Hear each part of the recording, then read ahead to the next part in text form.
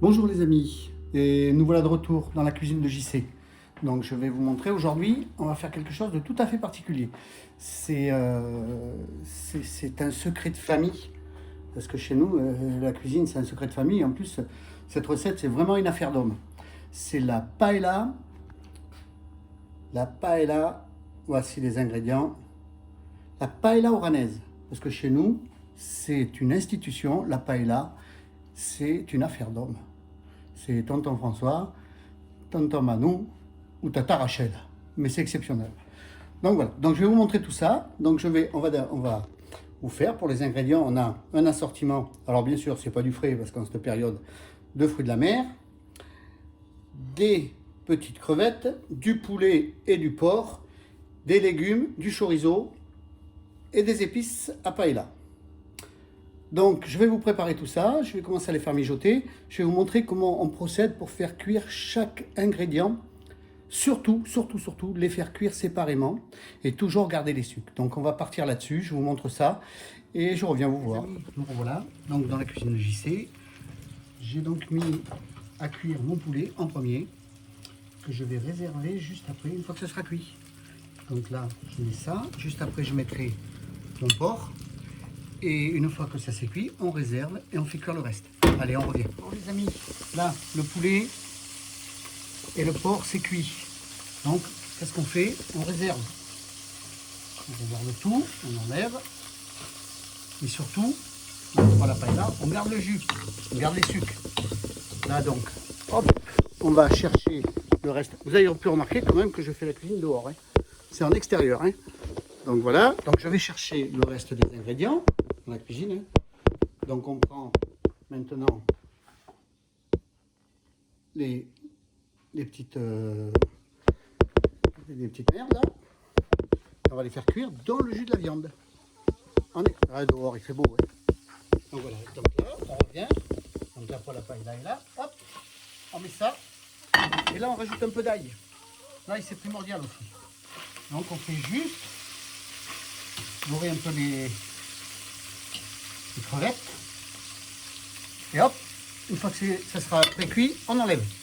Hein, allez, je reviens. Donc là, j'ai remis les petites crevettes à faire cuire avec. J'ai rajouté les poivrons parce que le poivron, vaut mieux le griller un peu avant. Toujours cette peau indigeste, on fait cuire le poivron avant.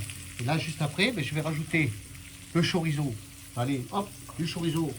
Comme ça va augmenter le goût de. Ça va lâcher un peu de gras et puis ça va faire un jus parfait. Voilà. Allez, je laisse frémir tout ça et on revient dans un instant. Je vais vous montrer de plus près pour ceux qui aiment la couleur et le goût. Voilà déjà la première préparation de ce qu'on appelle la paella oranaise. Donc vous voyez, tous les ingrédients sont en train de mijoter. Là, je vais rajouter mon poulet par-dessus maintenant, mon porc, et je vais laisser finir de cuire encore un peu. Alors voilà, on y arrive presque. Donc voilà, on n'a pas encore mis, mais là, tout mijote ensemble. Donc on y est presque, Allez, si la famille savait que je suis en train de lâcher les recettes, les secrets de famille, là je vais me faire pourrir. Une fois qu'on a déjà mijoté tout ça, on va rajouter tout ce qui est produit de la mer. Des encornets, des moules, des crevettes, des... Alors on n'a pas de langoustine, donc je vais vous mettre des petites écrevisses. Hein, mais bon, il y en a beaucoup qui aiment ça aussi. Donc voilà, on rajoute ça. Et on laisse encore mijoter, Toujours dans la cuisine de JC, maintenant on arrive presque au terme de la cuisson des ingrédients. Hop, on y va mal là. Voilà, donc pour ceux qui me rapprochent un peu, voilà ce que c'est qu'une paella oranaise. Donc il n'y a plus qu'à laisser mijoter. Et après je vous rajoute le riz. Je vous explique une petite astuce aussi après pour le riz. Vous allez voir. Et tout ça c'est dans la famille. Vraiment, le plus important, un peu de piment doux pour relever un peu le goût de la paella. Moi, je mets toujours un peu de muscade. Ça, c'est pas obligé.